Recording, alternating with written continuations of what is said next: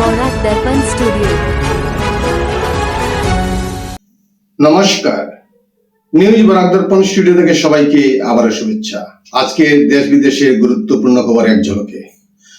গতকাল রাষ্ট্রপতি ভবনে মঙ্গোলিয়ার রাষ্ট্রপতি খুরেলসুখ উকনা এবং তার প্রতিনিধিদের স্বাগত জানান রাষ্ট্রপতি দ্রৌপদী মুর্মু। স্বাগত বক্তব্যে তিনি বলেন, সাংস্কৃতিক ঐতিহ্য ও গণতান্ত্রিক মূল্যবোধই ভারত ও মঙ্গোলিয়ার সম্পর্কের মূল ভিত্তি। উভয় দেশ হলো কৌশলগত অংশীদার। গত 25 বছর ধরে ভারত মঙ্গোলিয়ায় অবস্থিত বৌদ্ধ মঠের পুনর্নির্মাণ এবং প্রাচীন পাণ্ডুলিপির পুনর্মুদ্রণ সহ বিভিন্ন সাংস্কৃতিক প্রকল্প হাতে নিয়েছে বলে রাষ্ট্রপতি মুর্মু উল্লেখ করেন। উভয় দেশের মধ্যে হওয়া সমঝোতা চুক্তি, সহযোগিতা ও দ্বিপাক্ষিক সম্পর্ক আরো মজবুত হবে বলে দুই রাষ্ট্রপতি মত প্রকাশ করেন। প্রধানমন্ত্রী মোদীও মঙ্গোলিয়ার রাষ্ট্রপতি সহ ক্যাবিনেট মন্ত্রী, সাংসদ, শীর্ষ সরকারি কর্মকর্তা, উদ্যোক্তাদের সাথে মিলিত হয়েছেন। রাষ্ট্রপতি খুরেলসুখ উকনার এটি প্রথম ভারত সফর।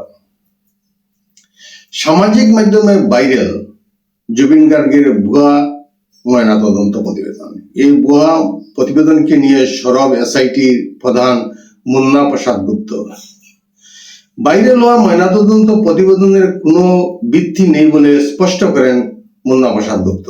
এই ময়নাতদন্ত প্রতিবেদনে চিকিৎসকের স্বাক্ষর নেই। ভুয়ো খবর থেকে দূরে থাকার জন্য আহ্বান জানিয়েছে এসআইটি। ভুয়ো খবর ছড়ানো ব্যক্তিদের বিরুদ্ধে ব্যবস্থা নেওয়ার সতর্কবার্তা জারি হয়েছে। বিশ্ব ঐতিহ্যস্থল কাজিরাঙ্গা জাতীয় উদ্যানে বুধবার ভোর রাতে বনকর্মী ও শিকারীদের মধ্যে গুলি বিনিময়ের ঘটনা ঘটে। বনকর্মীদের গুলিতে নিহত হয় একজন শিকারী। প্রাপ্ত তথ্য অনুযায়ী কাজিরাঙ্গা জাতীয় উদ্যানের বুড়া পাহাড় বনাঞ্চলের অন্তর্গত মাইতাটাপু এলাকায় এই গুলির ঘটনা ঘটে। ঘটনাস্থলে সঙ্গে সঙ্গে উপস্থিত হয় কলিয়াবর থানার পুলিশ ও বন দপ্তরের কর্মকর্তারা। পুলিশ ও বন বিভাগ এই ঘটনার তদন্ত অভিযান অব্যাহত রেখেছে। দিল্লির উদ্দেশ্যে রওনা হয়েছেন মুখ্যমন্ত্রী ডক্টর হিমন্ত বিশ্ব শর্মা। প্রথমে পররাষ্ট্রমন্ত্রী এস জয়শঙ্করের সঙ্গে হবে আলোচনা। এরপর সাক্ষাৎ করবেন স্বরাষ্ট্রমন্ত্রী অমিত শাহের সঙ্গে। রাত 8টায় ভারতের সিঙ্গাপুরস্থ রাষ্ট্রদূতের সঙ্গেও আলোচনা করার কথা রয়েছে। জুবিন গার্গের মৃত্যুকে ঘিরে চলা তদন্তের পরিপ্রেক্ষিতে তদন্ত ও সিঙ্গাপুর সম্পর্কিত তথ্য নিয়েই হবে এই আলোচনা। আজ মুখ্যমন্ত্রী ডক্টর হিমন্ত বিশ্ব শর্মার সাথে দিল্লির উদ্দেশ্যে রওনা হয়েছেন বিটিসি প্রধান হাগ্রামা মহিলারি। দিল্লিতে বিপিএম নেতৃত্বাধীন বিটিসি তে বিজেপি সদস্যের অন্তর্ভুক্তি নিয়ে কেন্দ্রীয় নেতৃত্বের সঙ্গে এক গুরুত্বপূর্ণ আলোচনা অনুষ্ঠিত হবে। জানা গেছে, এই আলোচনায় মন্ত্রী জয়ন্ত মল্ল বড়ুয়া উপস্থিত থাকবেন। বিটিসি সদস্য চরণ বড় রাজ্যের পরিবহন মন্ত্রী হতে পারেন। অন্যদিকে বিজেপি সদস্য বিজেত গৌড়া নার্জারি বিটিসির উপাধ্যক্ষ হওয়ার সম্ভাবনা রয়েছে। এছাড়া রেখারানী দাস বড় এবং দিগন্ত বড়ুয়া বিটিসির কার্যনির্বাহী সদস্য হিসাবে দায়িত্ব পেতে পারেন। সুপ্রিম কোর্ট অনুমতি দিল এবারে দীপাবলিতে পরিবেশের ক্ষতি না করে পরিমিত পরিসরে সবুজ বাজি পোড়ানো যাবে।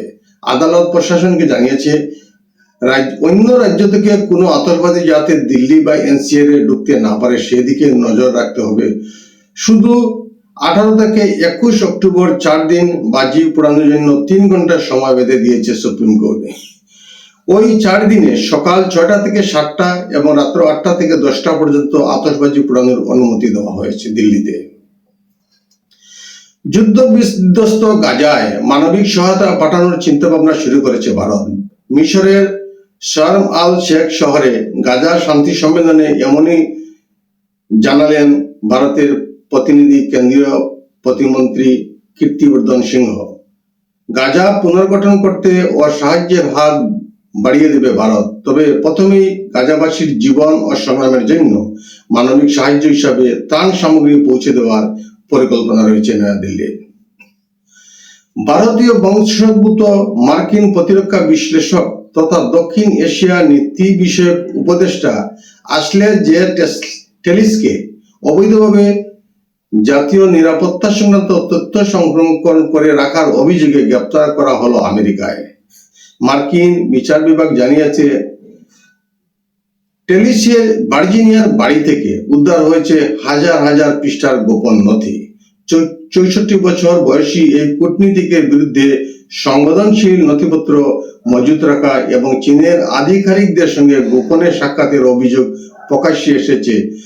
দোষী সাব্যস্ত হলে 10 বছরের কারাদণ্ড এবং ভারতীয় মুদ্রায় প্রায় 2,21,84,000 টাকা জরিমানা হতে পারে।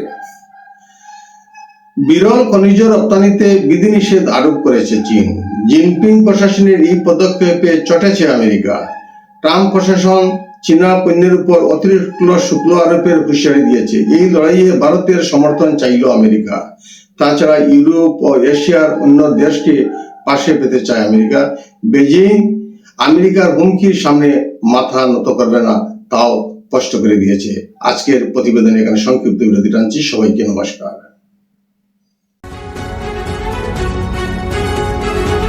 न्यूज बौरा दर्पण स्टूडियो।